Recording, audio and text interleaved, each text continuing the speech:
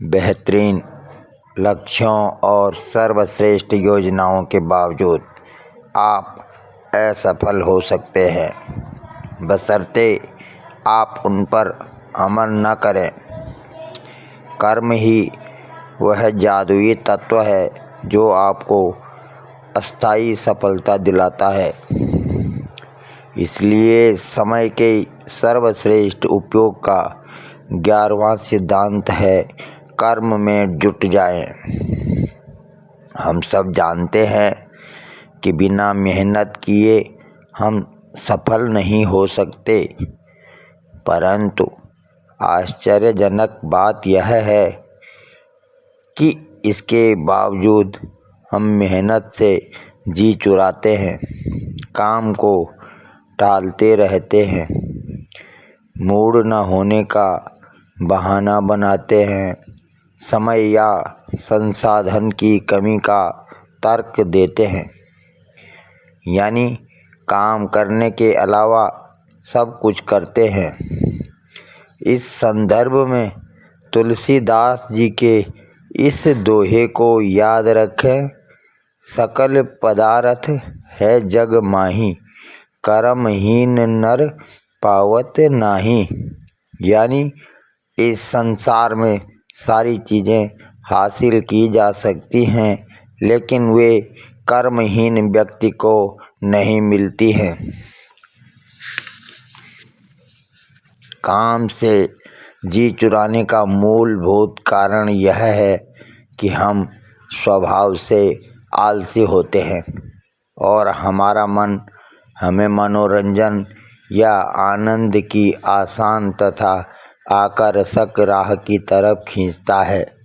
हम यह भूल जाते हैं कि सफलता की राह मुश्किलों से भरी होती है, जिस पर चलने का श्रम करने के लिए हमें अपने मन पर काबू पाना होगा, अपनी इच्छा शक्ति को दृढ़ करना होगा और लक्ष्य की तरफ लगातार बढ़ना होगा। हम यह भी भूल जाते हैं कि सफल व्यक्ति अपने मूड के दास नहीं होते, बल्कि उसके स्वामी होते हैं। इस संबंध में सबसे अच्छी सलाह यह है, कोई काम शुरू करते समय अपने मूड से सलाह न लें, यानी अपने मूड के हिसाब से नहीं, बल्कि अपने लक्ष्य और योजना के अनुसार काम करें। विश्वविख्यात नाटककार जॉर्ज बर्नार्ड शॉ का कई बार लिखने का मूड नहीं होता था, लेकिन मूड हो या नहीं वे लिखते थे, क्योंकि उन्होंने महान साहित्यकार बनने के अपने लक्ष्य को कभी अपनी नज़रों से ओझल नहीं होने दिया। अपने इस लक्ष्य को प्राप्त करने के लिए उन्होंने संकल्प किया कि वे हर दिन 5 पेज लिखेंगे, चाहे उनका मूड कैसा भी हो।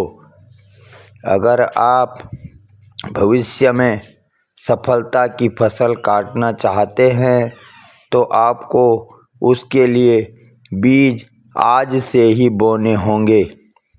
अगर आप आज बीज नहीं बोएंगे, तो भविष्य में फसल काटने की उम्मीद कैसे कर सकते हैं। पूरी सृष्टि कर्म और फल के सिद्धांत पर चलती है, इसलिए आपको अपने कर्म के अनुपात में ही फल मिलेंगे। यदि आप सफलता चाहते हैं तो कर्म में जुट जाएं और तब तक जुटे रहें जब तक कि आप सफल न हो जाएं। यदि आप समय का सर्वश्रेष्ठ उपयोग करना सीख लेते हैं, तो आगे चलकर समय आपको पुरस्कार में वह वस्तु दे देगा जिसे आप प्रबलता से चाहते हैं।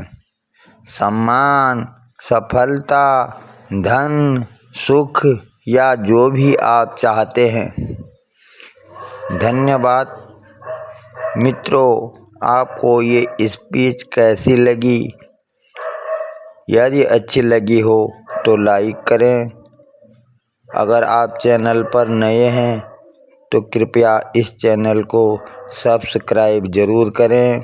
अपनी राय ज़रूर दें। धन्यवाद मित्रों।